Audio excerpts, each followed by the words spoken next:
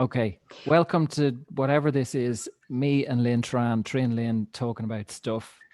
And I think just to begin with, we're going to do a bit of a kind of grounding to try and come back to earth. I just want to put in a disclaimer here. The tan that you see Lynn having right now might not be genuine. And my tan is genuine, but it's not coming across in the camera. So we're gonna try and raise funds for like a CGI budget so that I can look like the tan that I actually have. Okay. Why don't you just come a bit closer to the screen and prove it, and then you can go back again? Because I look worse. It's the camera. It's not fucking real life. Okay, let's ground and see what comes out of that. Okay. So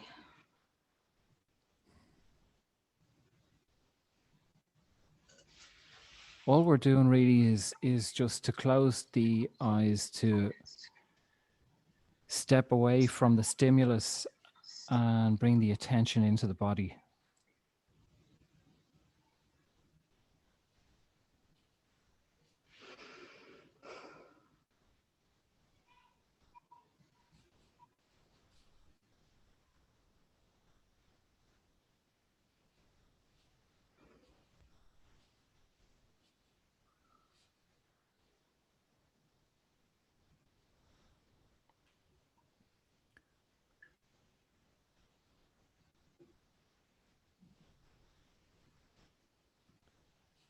Ready when you are, Tran Lynn. Mm-hmm.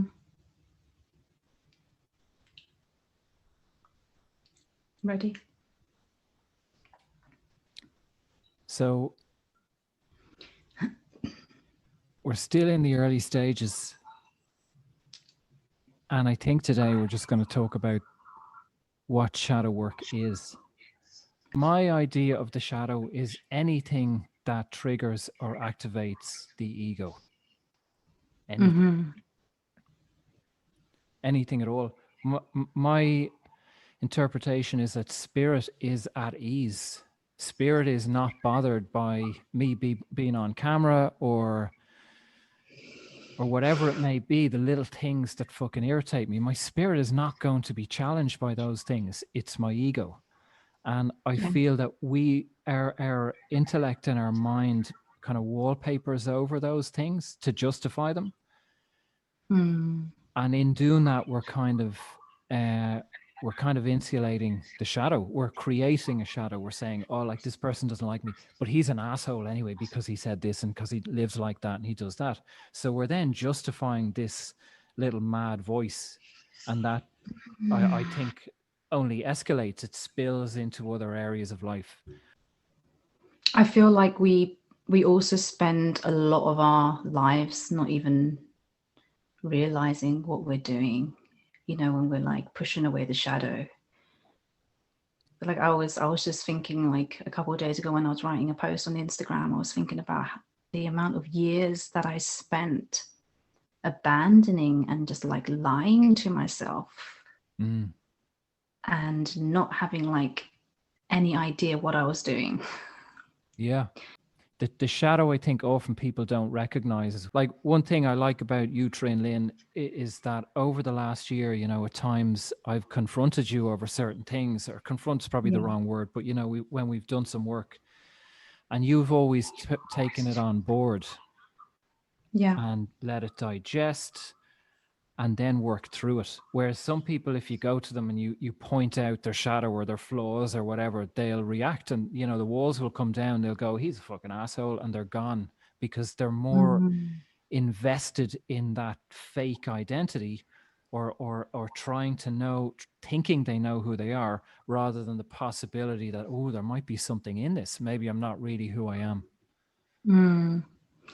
But it's not easy to do that though, is it? Like it's easy to face your fucking shadows, right? And sometimes, like you just said, like throughout the last year, I've done my best to face them. But it, you know, at times it might take me a whole week before I can come back to you and say, "Hey, okay, I see what you're saying." Yeah. But I think we only arrive at that place the more sick of ourselves we become.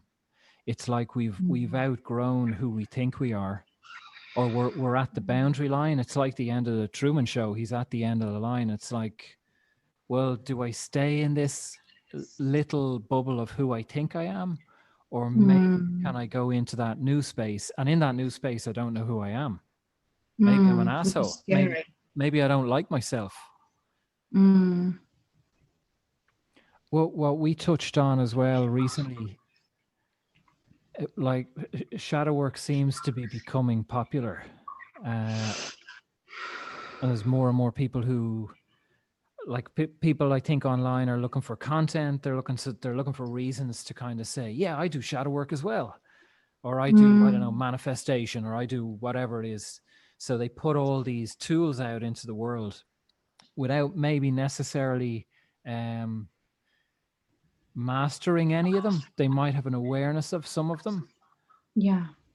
And I wrote it now that I think about it. I had a podcast maybe a year or two ago about shadow work, and about, I felt that in a way the danger of lightweight shadow work is that, say someone, I don't know, reads a book or does some kind of lightweight course and thinks that they've ticked the boxes. So they then think, oh no, I've integrated my shadow. I've dealt with my parents, or I've dealt with my childhood or my ex-boyfriend or whatever it may be. So then they move on. And I think the danger of that is, like, because I meet people who've been in and out of therapy for years, you know, and I was in therapy for years. So I thought, well, I've fucking dealt with my childhood again and again and again. I've talked about my addictions and all these subjects. It can't be that. It has to be something else. And then I realized, no, it is. It's just, it's not the story. It's the pain. It's the feeling that was never dealt with. And do you feel like it's ever really truly like fully dealt with? I mean, there's like layers to always come back to, right? I think two things. I think one is that time is that spiral which ascends. So we encounter, say, our childhood abuse, and then we move away from, and we integrate, hopefully, and we rise up a little bit, but then we encounter it again from a higher place. So all of these difficult experiences did happen. We never forget about them. The memory remains, but the charge diminishes with each layer that we integrate. So we and it's really powerful. I mean, to look at, seen people over the years who've maybe been sexually abused. I've encountered women who've been raped, or all sorts of violence, and to be able to communicate what happened without all the trauma fucking engulfing. Like, that's liberation, that's freedom. So the thing did happen, but they're no longer at the mercy of the experience. So and that's down to them putting themselves in the fire again and again, and again. Like, we never know when that layer is going to be presented again, when we're going to come around again. It could be right now. You know, it's happened to me in most random times, or often in the most busy times. I'm in traffic, or I'm in work, or I have 10 things to do. And then, or if you're on the phone call with me somehow.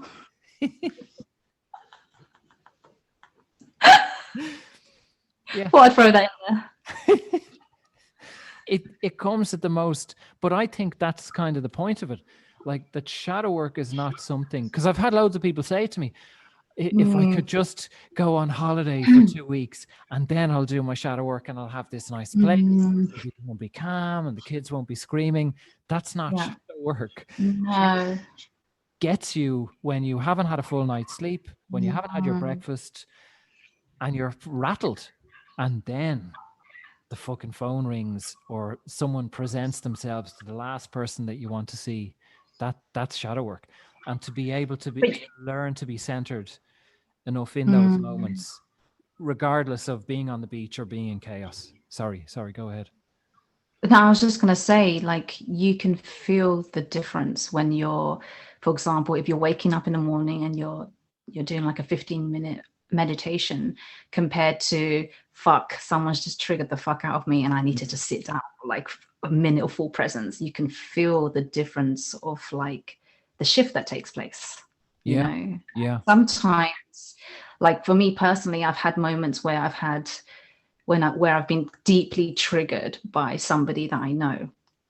And by sitting in the fire myself, sometimes like things could shift literally within minutes. And I don't know, maybe the outcome would unfold in a way that was totally unexpected, but in a way that serves me, you know?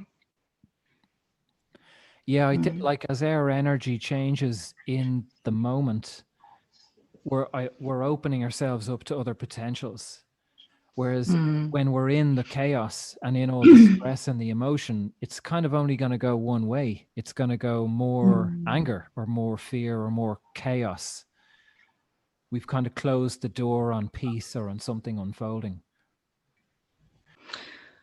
So I think where I've kind of struggled with for a little while is, I mean, I definitely can see when I'm projecting, and I'm very aware of like what is being presented to me, particularly when it's like when I'm in a situation with somebody else and there's some sort of conflict. But where I kind of struggle is like, yes, I've drawn in this particular situation for a reason. However, does that then take away from the fact that this person is in fact quite, quote unquote, abusive? Because I had this conversation with a friend of mine this morning, people often try to figure out, you know, why is this happening? What's the lesson I have to get from this person or this situation or predicament? And I would say that the only thing is frequency. It's not an intellectual lesson. It's an integration of an energy. As we integrate the energy, it's the blocks of the bridge. As we integrate the energy, the next piece is then disclosed to us. So we can't see the when we're in conflict, we don't really know, like, well, what happens on the other side? Do we remain friends? Do we hate each other and never speak again? We don't. How do we get through this? But that's in the future. There is no future. All there is the frequency or the pain, the conflict that's presented at that moment. So if we can integrate the frequency in the moment, the purpose of the dynamic will then unfold. If you're having multiple panic attacks, it might be a good idea just to walk away. But if you're really angry and pissed off, maybe you might feel there's enough fuel in the tank that you feel grounded enough or you feel rested enough and you think, I can actually stay in this and I'm going to try and work through a little bit of it. Does that make sense? Yeah. So can I say one more thing? So I hear you right on that the person might still be an asshole. They might be rude or abusive. That's the part that I'm kind of like, yeah. Yeah. But that's a test. So it's in my experience, there's 2 points. One is to integrate your frequency, and then is to follow what your guidance is. So your guidance might be, and with nearly all women I work with, it's the heart and the throat. It's expression and communication. So it might be mine's the throat for sure. Draw a boundary, you know, express yourself, express what's going on. But this is the catch in a way. Let's say this person appears in your life and they trigger you or they're abusive or insulting and you get angry and then you go, I'm going to express myself here. But if you have anger, you're going to throw the anger back at them, which just kind of fuels the whole feeding frenzy. So the better way to do it is, if you can, step back, integrate the anger. Underneath anger is fear. Underneath fear is grief. Integrate those layers and then you're grounded. And then your guidance might be, never speak to that person again. There's no reason to. Or your guidance might be, pick up the phone or send a text, and then your communication is coming from a different energy.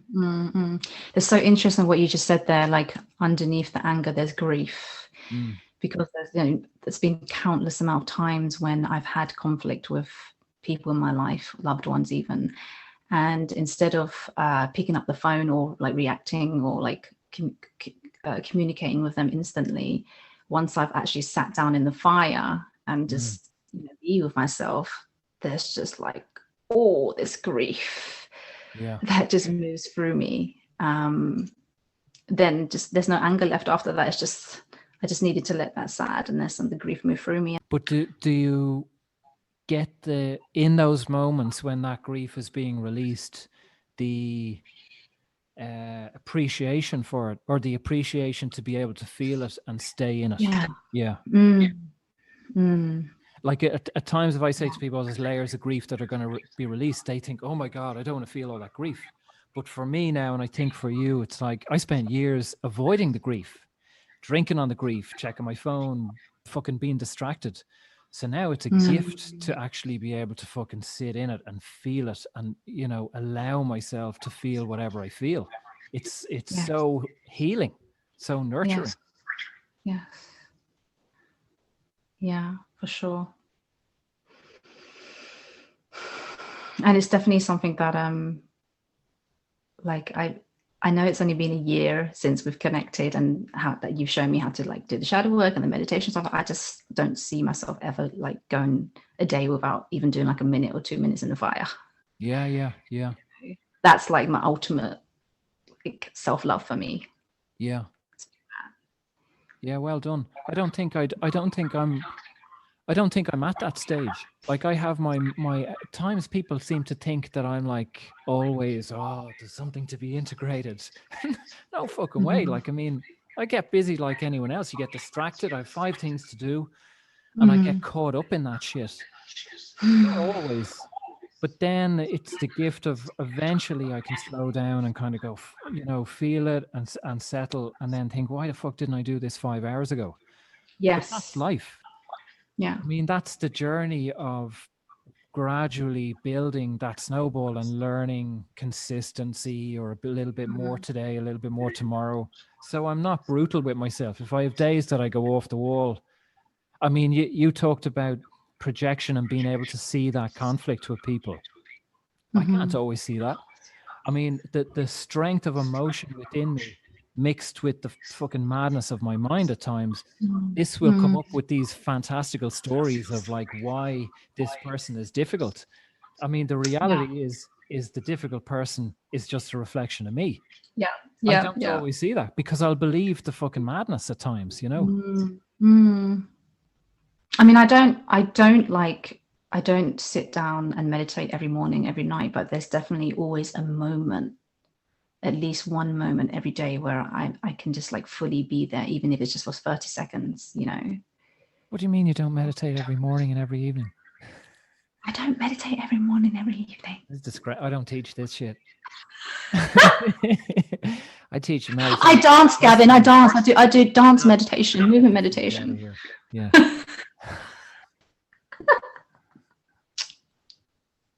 Yeah, there's something I wanted to say. Okay, I was going to say something, but no, go ahead. Yeah, no, I was going to point out the fact that do you remember when I mentioned earlier on about how I didn't even know about shadow work before? So I remember when it was like 13, almost 14 years ago, when The Secret, do you know The Secret? When The Secret came out? Yeah. And I remember like when I first watched The Secret, and it was just like, oh my God, like I know The Secret, you know? And all of a sudden, like my whole life just turned into like this love and light only like phase for like a good few years. And I literally just pushed away every type of like negative feeling. Like whenever I'd feel angry or sad, I would just like completely like ignore it and just like do my best to not feel it. And at the same time believing that I was loving myself. Yeah. I felt like I was doing the best thing for me by pushing it away. Yeah. You know, now obviously I know different, but it's crazy to think that I did that for quite a few years. No, it's well said. I mean, it's very, you put it very well. Like my idea as a human is like a pie chart in school. Like, so Gavin is, you know, sensitive, humorous, compassionate, whatever. Gavin is also fucking impatient and angry and psychopath and all these. That's what a human being is. Like that is the makeup of a human being. And it's like modern spirituality has decided to try and remove these sections. That's impossible. You can't do that. It's a part of our psyche, or grown up in our family dynamic, whatever we've inherited from. I mean, what were my parents up to in their teens or 20s? What were my grandparents? What was their life like? Did they live in poverty? All that stuff passed down. And we're the amalgamation of all that. So you Yes. can't just wake up and go, no, I'm not going to feel any of those things. Well, maybe some people can. And if they can, cool, more power to them. But it didn't work for me. That stuff Yeah. just kept coming up. Just to and it just feels right for me. It's more humane. I mean, how can I hear you in your pain or anyone else if I don't have the tolerance or patience for my own? You know, if someone else is fucking falling apart, or the relationship or the corona lockdowns or whatever, and if I can't sit with me, I can't pertain to kind of be present with them. It's gonna activate all my own stuff that I've been avoiding, you know.